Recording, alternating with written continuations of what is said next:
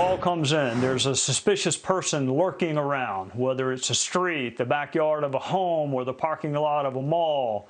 Police routinely get calls about suspicious persons. And the police take these calls so we don't have to. We stay home, we stay put, and others check on what we find suspicious or unnerving. Police officer Greg Alia went to look, he went to check. And he was shot and killed, leaving a wife and a 6-month-old son. And this is not another story about a police officer killed by someone who never should have been out of jail in the first place. That story has been told, but this story took a turn at the sentencing hearing when that police officer's widow, Kassy, offered words of forgiveness for the killer and then dedicated her life to helping others.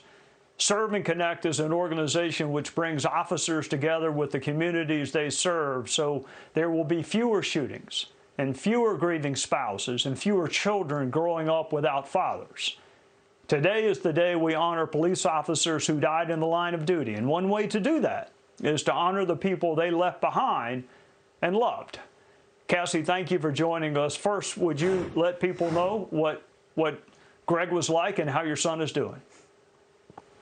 Trey, it's an honor to be on with you today. You know, Trey, I met Greg one night out with friends, and I don't know if there's such a thing as love at first sight, but if it exists, that was it. Greg had this magnetism to him, and it drew me in. I would just touch his hand and feel electric. Greg had so many amazing qualities, but I think his kindness was his superpower. It's what made him an amazing husband, and then when we welcomed Sal, a great dad. And it's also what made him a great police officer. I'm proud to say that Sal is walking in his dad's footsteps. He has his creative soul, and he is just shining at 7 years old now. And that's definitely my greatest pride. Well, Kassy, you know, police officers get a lot of attention when they're killed in the line of duty or when they do something wrong, but it's a really, really demanding job, even on the so-called good days when you do make it home a lot. I mean, it's a tough job even on the good days. Absolutely. You know, Greg once said, for every negative story you hear in the news, there are thousands of positive stories happening every day that go unnoticed. And I am so thankful through our work that we get to see these amazing stories in action. Stories like through our Greg's Groceries program, which provides boxes of non-perishable food to police so that when they come across people in crisis, they're able to help. Thanks to the support of our partners like AT&T and FirstNet, we've been able to grow this program statewide, making us, to my knowledge, the only statewide multi-agency community policing initiative of its kind in the country. And through this work, I get to hear amazing stories of what police officers are doing every single day. Stories like out of Beaufort, South Carolina, where Officer Jennifer Patrone was called to the scene of a trespassing, where she came across a dad and his 3 young kids. She said everything they had was in their car. But because she had the box of Greg's Groceries, she was able to help.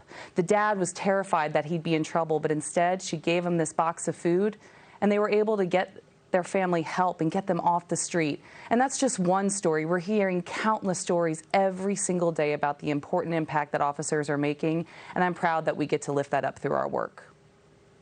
You know, Kassy, I've been around you a couple of times. You have such a beautiful spirit, but I still wonder where you got the grace to forgive the person that killed your husband.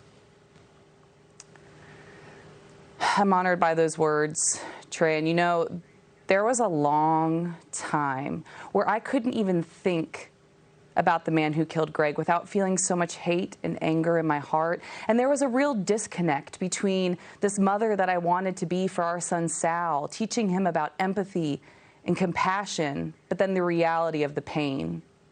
It wasn't until I imagined how I would feel if I were the mother of the man who killed Greg that immediately I pictured him just like my own little boy, so filled with hope and possibilities. And I realized that in there how much we had in common, that none of us wanted to be here. You know, a lot of people call that forgiveness, but to me, it's really about empathy, and empathy is so misunderstood. We think it is about condoning or accepting behavior, but it's really about having the courage to lean in. Hey, Sean Hannity here. Hey, click here to subscribe to Fox News YouTube page and catch our hottest interviews and most compelling analysis. You will not get it anywhere else.